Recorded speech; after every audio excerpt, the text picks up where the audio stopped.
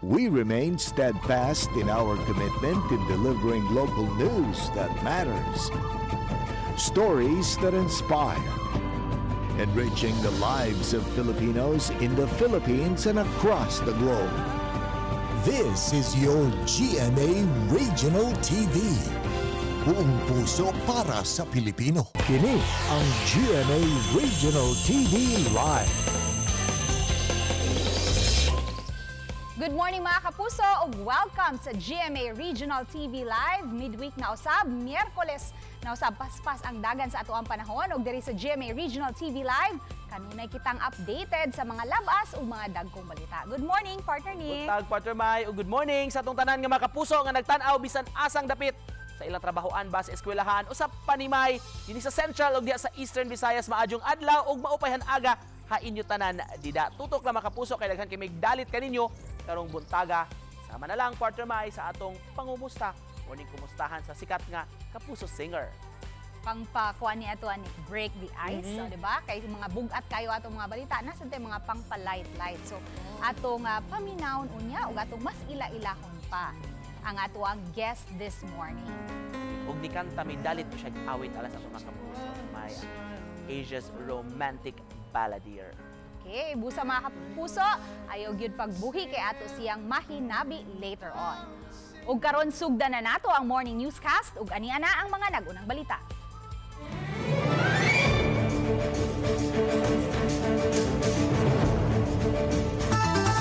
Gipahimangnuan ni Cebu City Mayor Mike Rama ang tanang makawani sa City Hall nga dili mag-apil-apil sa kalihukan sa barangay ug SK elections. Labaw na mga kandidato nga dili usab mogamit sa mga barangay vehicles ug uban nga mga resources nga iya sa kagamhanan.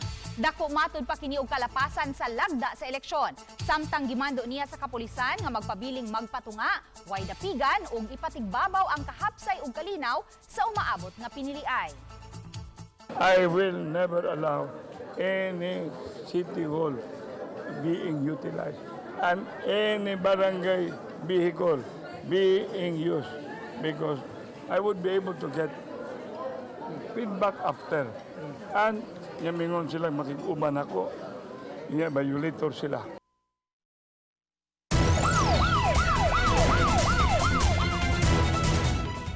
Medtech sa usa ka diagnostic and laboratory clinic sa lungsod sa Cordova patay human maligsi sa usa ka truck nga may kargang sinakong bugas. Ani ang report.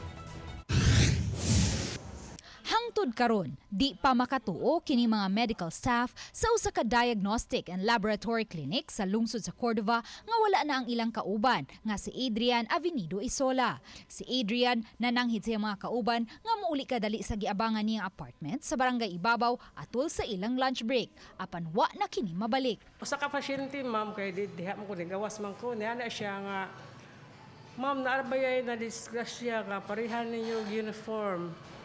Namoto ni balik ko so diri kay ako siyang hinan sir tawagi ko no si Sir Adrian kay nakuyawan sad mi ba ang katong iyang kauban nga midtik akong gingnan ko ma'am tawagi ko no si Sir Adrian namoto na hitabo kay siya man gyud mao man jud pag namay ni pasa og video siya man mo naglain jud mo lawas sa paghibaw namo. Lumad nga taga Basdiot Moalboal ang 26 anyos nga si Adrian. Base sa investigasyon sa Cordova Police, parehong nagsubay sa samang lane si Adrian nga nagmaneho siyang motorsiklo ug ang usa ka truck nga may kargang mga sinakong bugas gikan sa barangay Poblasyon paingon sa Dakbayan sa Lapu-Lapu. Apan pag-abot sa barangay Dapitan, gikatahong naigo sa ligid sa motor sa biktima ang gutter daprin sa karsada. Hinungdan nga nawad-an kini og control sa iyang motorsiklo ug natagak. Ug naabtan ang biktima sa luyong ligid sa truck. Nakita nato dito na walay impact sa truck or sa ELF ang katong motorcycle. Actually, naigo lang yun tong rear portion na ligid sa motorcycle dito sa elevated na gutter. Mauto na lost control siya, nya natumba, nya timing kista na ang iyang gitumbahan dito pod sa may rear portion na ligid sa truck. Gitataw sa driver sa truck nga si Joker Villacroses Layaw nga wa siya makabantay sa biktima, gitanggong na siya karon sa Cordova Police Station.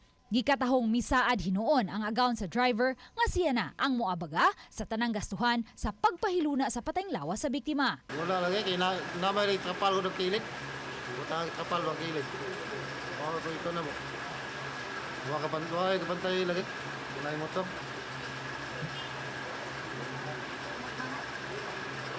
Bahay mama. Sa aman, disgrasya mo yun. Sa pagkakutlo ning balita, gipaabot pa ang habig sa banang Isola nga taga Mualboal. Uban ni Marlon Malgazo, Lua Mirondina, GMA Regional TV Live. Naligdas daplin sa karsada ug gitabang nausab sa mga tao kining unom ka mga tao human giingong gidaro sa sakyanan kagahapon sa buntag sa Barangay Talamban. Dali silang gida sa tambalanan tungod sa mga angol nga ilang naangkon. Matod sa hepe sa kapulisan sa Talamban nga ang 66 anyos nga driver sa sakyanan wa nanganli sa mga pulis ana-ana sa ilang kustodiya. Giingong gikan kini sa trabaho isip call center agent ug nakatug samtang nagmaneho sa iyang sakyanan.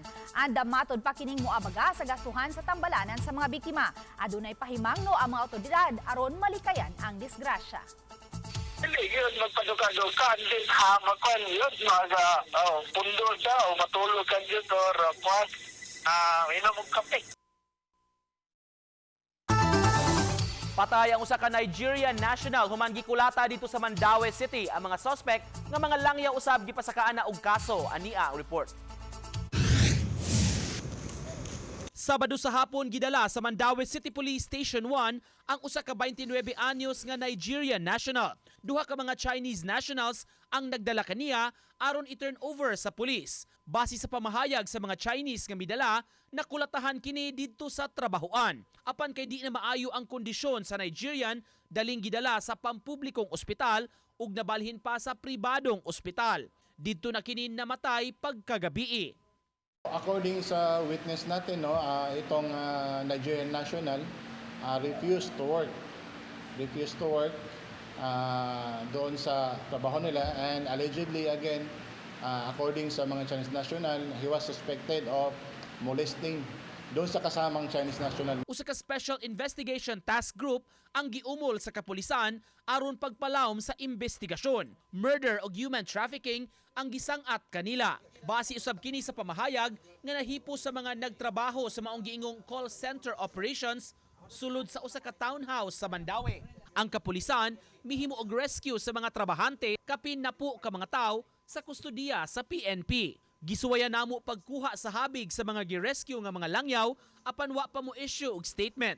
Usa sa mga na-rescue nga Pinay nga uyab sa namatay mihimakak sa pasangil ngadto sa Nigerian. Hindi po totoo na hinaras ng boyfriend ko ang Chinese na boss namin na kaya nila binugbog. Wala pong katotohanan lahat ng mga pinasabi nila. Nag-work kami, then yun, gusto lang din namin bumalik ulit pa Manila. Uban ni Godfrey Relien, Nico Sereno, GMA Regional TV Live.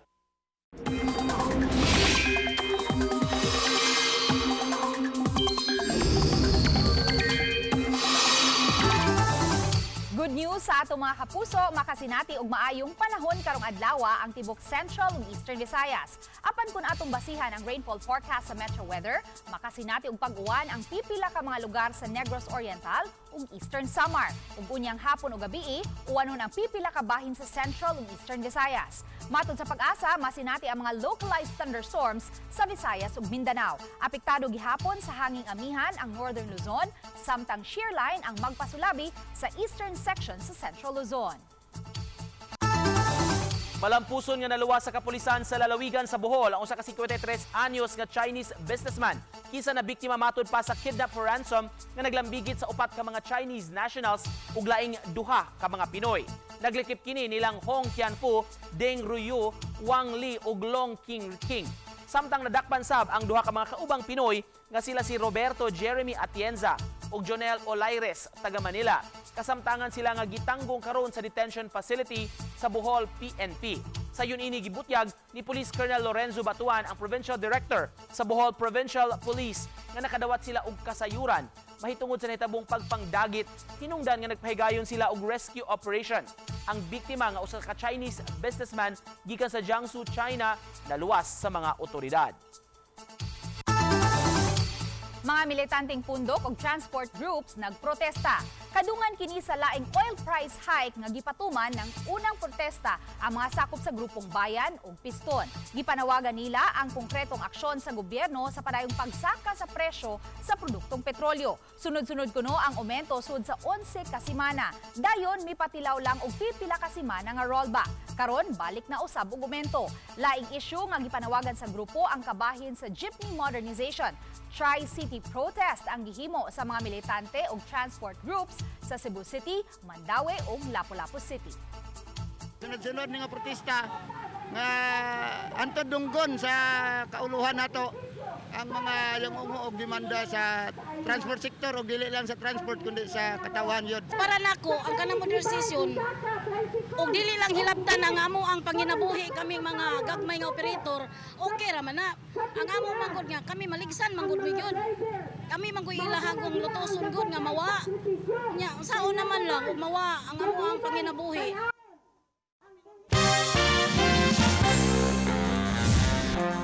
17 ka mga tao namatay samtang maabot sa 100 ka mga tao sab ang nangaangol human nga magkabangga ang passenger train o freight train sa Eastern Bangladesh. Base sa inisyal nga investigasyon nga naguba ang signal sa freight train, hinungdan nga kini nabangga sa passenger train apan gisiguro sa mga otoridad nga ila pang palapdan og palawman ang pakisusi. Matod sa mga otoridad nga daghang mga tao ang naipit ug natanggong sud sa tren. Nasayrang na daghang mga train accident ang mahitabo sa Bangladesh gumikan sa huyang nga signal, track conditions ug unsupervised rail crossings. Taliwa sa nagpadaing gubat tali sa Israel ug sa Palestine, laing duha ka mga hostages ang gibuy-an sa Hamas Islamic Militant Group. Gila ang mga gibuy-an nga mga hostages nga sila si Nurit Cooper ug Yocheved Lifshitz ug daling gisakay sa sakyanan sa Red Crescent. Niadtong Biyernes, unang gibuy-an ang usa ka American national nga babayi uban ang iyang anak nga babayi. Sa pikas bahin, mipaymangno ang Estados Unidos ngadto sa gobyerno sa Israel nga undangon na ang pagpamomba sa Gaza Strip.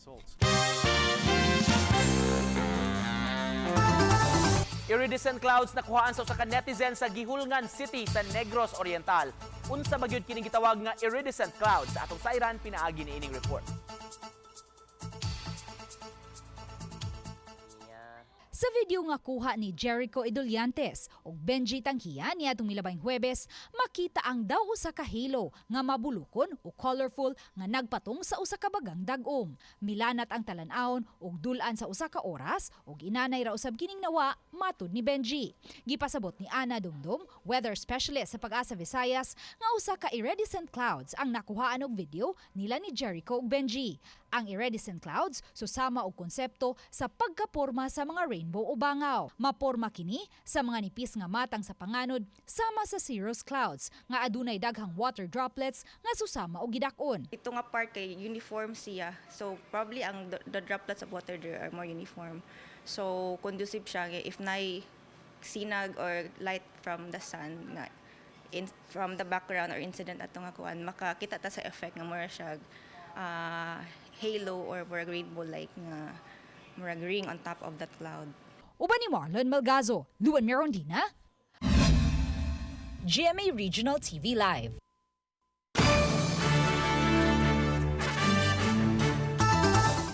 Dakong salig sa Ginoo ug kalisdanan sa kinabuhi ang gihimong inspirasyon sa nag-rank 1 sa 2023 Forester Licensure Examination. Atong ibida ang iyang istorya sa kalampusan sa report ni Mark Reggie Abella. Niini Yanong Balay sa Barangay Kalagasan, lungsod sa Argao, nagsugod ang pangandoy ni Marcel Carion nga makahuman sa pagtungha. Ug karon, labaw pa sa nakahuman sa pagtungha ang iyang natagamtaman, human siya ang mirang 1 sa 2023 Forester's Licensure Examination.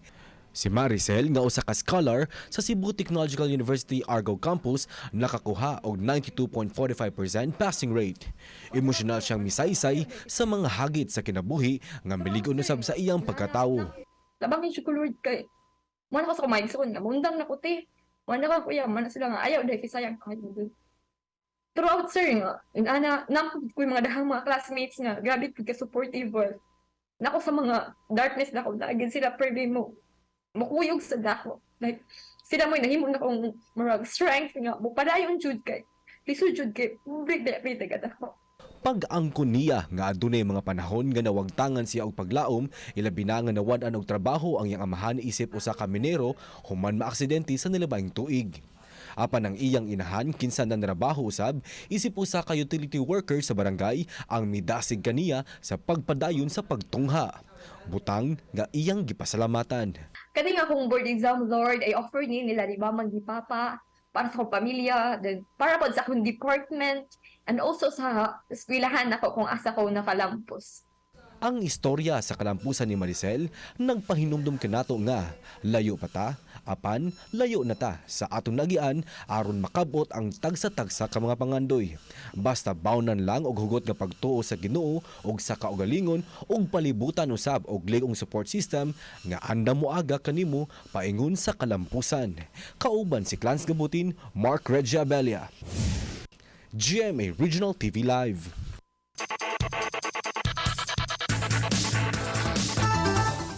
Miarangkada na ang round 2 sa eliminations sa season 99 sa NCAA.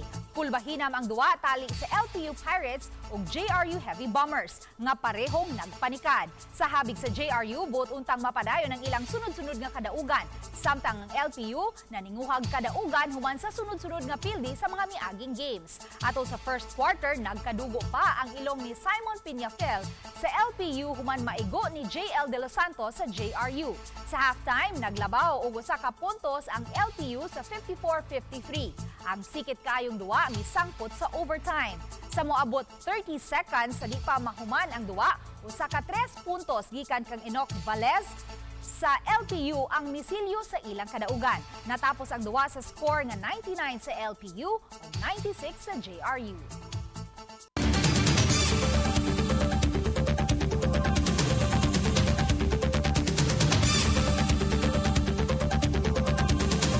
Kini ang GMA Regional TV Live.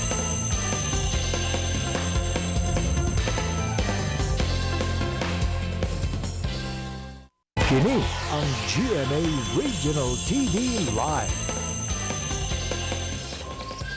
Balik na mga kapuso sa GMA Regional TV Live palaranta. Karong buntaga kay makauban nato nag-inusarang Asia's Romantic Kapuso Balladeer dinhi sa atong studio ug dungan tang kumustahon siya ug sayran ang mga maabot niya nga mga proyekto.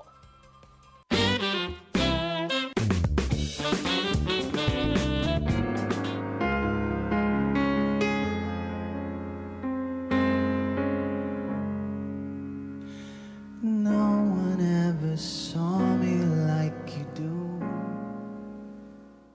Sud na sa 20 ka tuig sa music industry, kapinasa na po ka mga albums ang na-release sa atong bisita nga makauban sa studio dinhi sa GMA Regional TV Live. Just what a smile was worth. But your eyes say everything without a single word. 'Cause there's something in the way. Familiar ba ang kanta? Walay lain pa mga kapuso ang nag-inusarang Asia's Romantic Kapuso Balladeer, Christian Bautista, ang atong mahimamat ug makamusta karong adlaw. Ug sa nilabahing semana, nagsaulog siya sa iyang ka-42nd birthday, busa ato siyang pangutanon kung aduna pa ba siya mga butang nga buot pa niyang makabot. Makachika ta siya karong buntaga, dinhi lang sa GMA Regional TV Live. Ning higayon na mga kapuso, makauban nato sa programa Mr. Christian Bautista. Maayong adlaw, Sir Christian. Thanks for having me. Kamusta? I'm good. Thank you so much. How about you, sir? Good, thank you. Pwede ba na mag-request, Sir Christian? Mag-greet mo yung mga kapusong Bisaya natin through your few lines lang. Most favorite song. Most favorite song? 'Cause there's something in the way you look at me. I love you. Wow. Wow. Very nice, of course. Iconic song from Christian Bautista. First, Christian, belated happy birthday, ha? Thank you. Just last week. Yes, 22 years old. Wow. How was your Plus birthday? 20. Plus 20. Kumusta ang Okay celebration naman? Masaya. May celebration with family, friends, and colleagues. Small celebration lang. And kumanta kami sa All Out Sundays. I'm trying to be a TikTokerist, so try lang naman. May mga gusto ka ba raw abutin pa at your age? So, 5'11 ako, no? Gusto ko maging 6'1. Yun ang gusto kong abutin. Aside from that, joke is Siguro, other projects pa na makaka-inspire ng new generation. May mga wishes, may mga tanong din, mga fans, ilang mga Cebuano fans mo, Sir Christian. So, panoorin natin. We first have Charles Rainier, fan mo from Lapu-Lapu City. Pasok! Pasok. Sir Christian, bilang nakilala ka bilang Asia's romantic balladeer, paano mo ba inalagaan ang boses at pangalan mo? Rest, proper diet. Kasi yung mga, pag naggagamot ka na, medyo late na yun. Ibig sabihin, sumobra na. Wala namang perfectong tao. We will have triumphs, victories, we will have mistakes. So it's really how to deal with the mistakes or paano bumawi. Second question, Sir Christian. Galing naman ito kay Chia Pitogo. Hi, Sir Christian! Happy birthday! Tanong ko lang, sino naging inspirasyon mo sa iyong pagkanta? Ako ba? Ay, joke! Happy birthday ulit! Sino ang nag-influence? Influence or inspiration mo sa pagkanta mo? Sino ang influence or inspiration? Siyempre, yung mga idol natin na Ogiel Casid, Martin Rivera, Gary Valenciano, Jose Marichan, Basil Valdez. And actually, my parents also. Kasi kumakanta rin sila sa choir, sa church. At dun talaga akong nagsimula kumante sa choir. Family of singers pala. Yeah, Christian. oo. Wow. It runs in the blood. Yes. Third question na last, from Lugin Ocampo. Hi Christian, happy birthday. Tanong ko lang, sa lahat ng kanta mo, ano ang mas tumatak para sa iyo? Ang mas tumatak talaga yung kinanta ko kanina, yung The Way You Look at Me, kasi nag-travel rin siya sa ibang bansa at kumakanta ako sa ibang bansa because of that. It's a pleasure ngayon to sing that to the new generation. By the way, pag-usapan natin yung lately over the weekend Sparkle Spell. Yun nga. 2023 as Mr. Adams, right? Yun How nga, was it? Kumusta Miss experience? Oo nga eh. So, ang gusto ko lang parang classic, classy. So, ang pinaka-challenging doon ay yung kamay eh, di ba? Correct. So, meron akong kaibigan na naabot sa Ninja Props, tapos it was a 3D printed design. Ang galing lang ng technology ngayon, no? So, i-input mo lang the dimensions, tapos ipiprint niya, tapos you paint it, tapos ilalagay mo na dito. At talagang, I liked it. And then, pagdating ko doon, 2 o 3 pala kaming gano'n. Parang nagpa-picture na lang kami. Halika, pare-pareho tayo. Of course, patuloy kang nagbibigay saya, Sir Christian. No doubt, every Sunday, All Out Sundays. Anong pang aabangan namin from you? Yes, of course, All Out Sundays, every Sunday yan. Please check out my latest single, You Are Everything. It's part of the Unbreak My Heart series. You are everything I need to live. So, I hope you can support that. And of course, eto excited kami kasi medyo matagal pa, pero sa New Year, magkakaroon ulit ng one big GMA New Year celebration. Countdown. And matagal na rin kami hindi lumabas sa studio. So eto, lalabas na kami finally. Wow. Here it is. Wow. We look forward to that. The end of the year. Yeah. At the start of the year pala. Yeah. And before the end this interview, Sir Christian, pwede pa raw pahirit pa sa pang song coming from you para sa ating mga kapuso viewers. Yes. Pampagana lang, Sir Christian. Yes. So para sa mga beautiful girls natin from Jose Marichan. Beautiful girl, wherever you are, I knew when I saw you, you would open the door. I knew that I'd love again after a long, long while. In love again. And of course, just to close this, Sir Christian, message mo, makapuso natin from Central and Eastern Visayas. Yes, for your birthday gifts, pakipadala na lang sa station at i-mail nila sa akin yun. Joke lang din po yun. Huwag niyo pong seryosohin, pero half meant. Salamat again sa iyong pagmamahal sa amin, sa All Out Sundays, sa aking mga kanta, awitin, at lagi akong excited to sing for you live. So if there are opportunities na kumanta ako for you live, I will greatly take that opportunity. Again, thank you and love you. Thank you.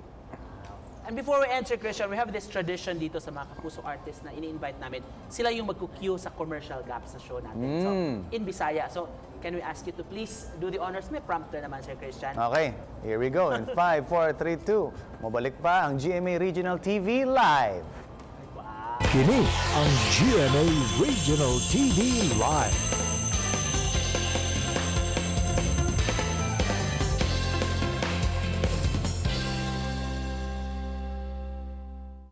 Kini ang GMA Regional TV Live.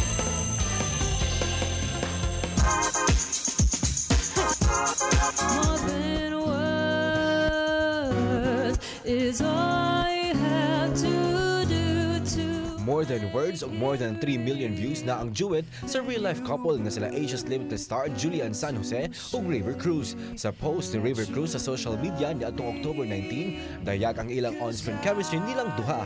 Butang nga nagpakilig sa mga Juliverse fans.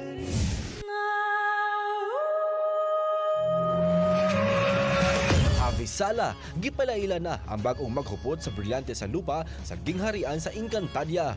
Walay lain pa ang sparkle artist nga si Bianca Umali kinsa miangkon nga na-excite og nalipay sa dihang nasayran nga siya ang usa sa mga sangre. Siya ang modela sa karakter Esiptera, kinsa ang anak ni Sangre Danaya at ang isiya sa GMA Network. Samtang sa mga nahibiling gabi sa maging sino ka man, busay nahan ni Monique nga si Belinda nga makasal sa iyang anak ngadto kang Gilbert. Nagtuo si Belinda nga mas maayo makadayon ni Monique si Gilbert inay kang Carding kinsa iyang gihulagway nga usa ka kawatan. Wala dayon maglangay si Gilbert sa pagpadayag sa iyang gugma. Butang nga napag-uol kang Carding. Mo give up na bakaha si Carding ka Monique kana nga atong tutukan karong gabi sa maging sino ka man pagkahuman sa 24 oras.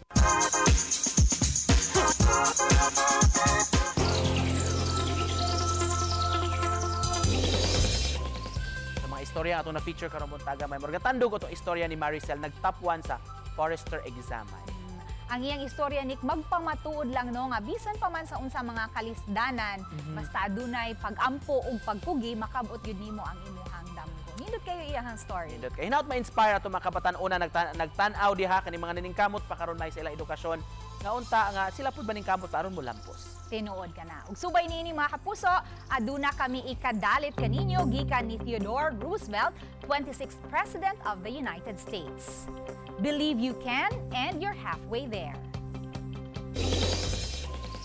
Samtang makita ninyo kining maong episode sa official website sa GMA Regional TV, www.gmaregionaltv.com. Pwede usab ninyo mabisita ang among official YouTube channel, ang GMA Regional TV, o i-click ang subscribe button alang sa labing init nga mga balita gikan sa mga rehiyon. Ako inyong kapuso, Luan Mirondina. But namong pasalamatan atong mga kapuso sa lain-laing bahin sa Pilipinas, lakip na ang mga kapuso nato abroad. Tungod kay sa GMA Regional TV, Local News Matters. Kami, ang GMA Regional TV Live, kinatibuk ang puwersa alang sa mas na komisyon ug mas halapad nga pag-alagad sa nasod. Ako si Nico Sereno. 61 days to go, Pasko na! Happy Wednesday mga kapuso!